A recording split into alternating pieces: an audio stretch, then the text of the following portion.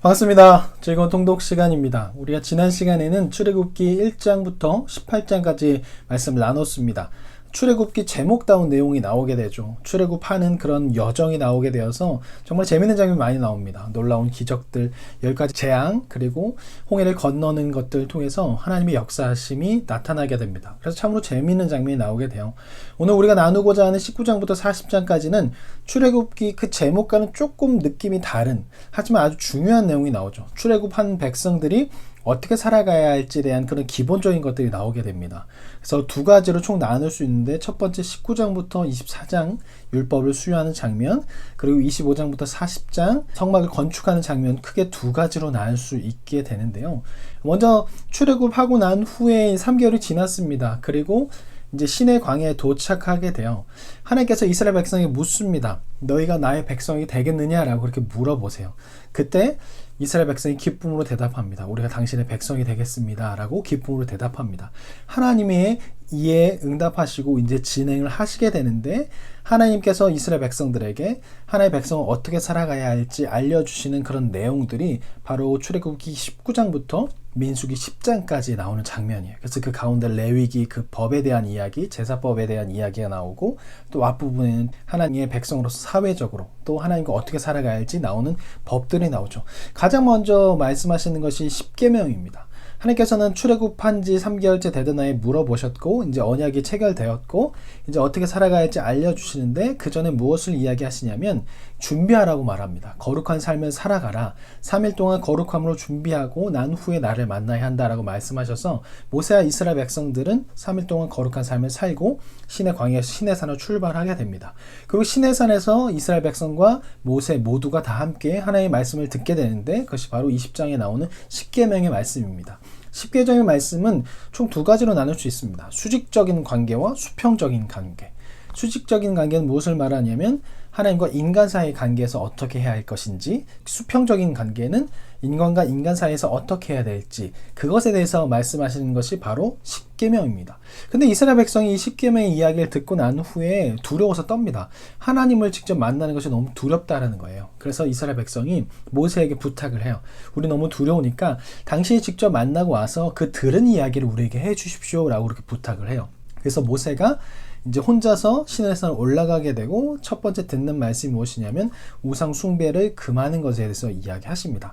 그리고 21장부터 23장까지는 사회적인 법에 대해서 이야기하십니다. 인간과 인간 사이에서 어떻게 살아가야 할지 사회적인 법을 이야기하세요. 그래서 노예에 대한 거, 또 형벌과 여러 가지 인간적인 민사적인 것들을 이야기하십니다. 이것은 무엇을 말씀하시냐면 하나님께서는 이스라엘 백성이 다른 민족과 달리 인자하고 자비로운 민족이 되길 원하신다는 것이죠. 그 모습을 통해서 타 민족의 사람들이 하나님 나라 백성은 저렇게 사는 거구나, 나도 저 나라에 들어가고 싶다라는 그런 마음이 들게 살아가야 하는 것이 이스라엘 백성의 그런 사명이었기 때문에 하나님께서는 그들 사이에서 민사법을 21장부터 23장까지 이야기하십니다.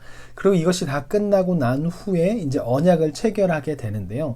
하나님께서 이제 모세와 이스라엘 백성에게 이것을 이야기하고 이제 다시 한번 이야기할 텐데 언약을 체결하겠느냐라고 그렇게 물었을 때 이스라엘 백성이 다시 한번 대답을 하게 됩니다. 그리고 이제 모세와 이스라엘 장로들이 시내산에서 함께 식사함을 통해서 이 언약이 완전하게 체결됩니다. 그리고 모세는 다시 하나님의 부름을 받고 40일 동안 시내산에서 머물게 되는데요.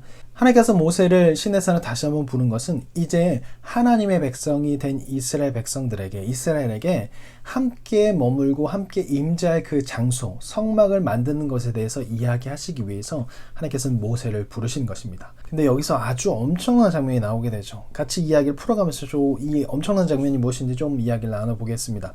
25장부터 31장은 성막에 대한 규정이 나오게 돼요. 그러니까 성막을 어떻게 지어야 하는지, 누굴 통해서 지어야 하는지, 어떻게 지어야 하는지, 그런 성막을 건축하는 것에 대한 설명이 나오게 돼요.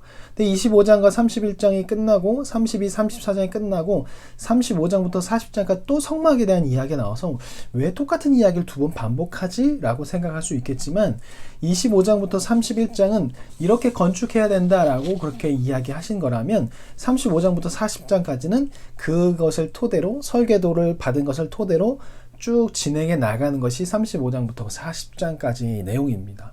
근데 그 사이에 무엇이 껴있냐면 32장과 34장에 금송아지 사건이 나오게 돼요. 그러니까 이스라엘 백성을 위해서 하나님께서 모세를 불러서 내가 이제 너희와 함께 할 것이야. 너희가 그렇게 기쁨으로 대답했으니 이제 내가 너희와 함께 할 것이다. 너희와 함께 할 장소를 내가 마련할 거야. 그래서 어떻게 만들어지는지 내가 알려줄게 해서 그렇게 성막에 대해서 40일 동안 아주 자세하게 하나님께서 설명해 주고 계신 그때에 아론과 이스라엘 백성들이 무엇을 하냐면 금송아지를 만들어요. 하나님은 이스라엘 백성과 함께하기 위해서 성막에 대해서 모세에게 이야기하고 있는데 이스라엘 백성은 지금 하나님을 기다리지 못하고 모세를 기다리지 못하고 금송아지를 만들어서 이것이 우리를 인도해낸 신이라고 그렇게 만들어버려요. 그리고 그 금송아지를 우리의 하나님이라고 그렇게 만들어버려요. 우리는 자칫 우리의 신념을 가지고 내가 만들어버린 그 하나님을 진짜 하나님이라고 그렇게 말하고 생각할 때가 참 많이 있습니다. 그런 모습이 우리 삶에서 참 많이 나타나는데 우리의 신념을 만드는 하나님을 믿는 것이 아니라 말씀 가운데 말씀의 읽음을 통해서 말씀을 읽고 배우는 것을 통해서 경험한 그 하나님을 여겨야 할 것입니다. 이 세상에 하나님이 있음을 보여주는 그 자연이 있겠지만 하나님이 어떤 분인지 알 수 있는 방법은 성경 안에 있습니다. 인간이 어떤 무언가 받아서 하는 것, 그것도 거짓말이 될 수 있습니다. 그렇기 때문에 우리가 진짜 하나님을 배울 수 있는 곳은 하나님의 말씀인 성경입니다. 그렇기 때문에 우리는 성경을 읽어야 하고 성경을 토대로 하나님을 알아갈 때 참된 하나님을 만날 수 있습니다.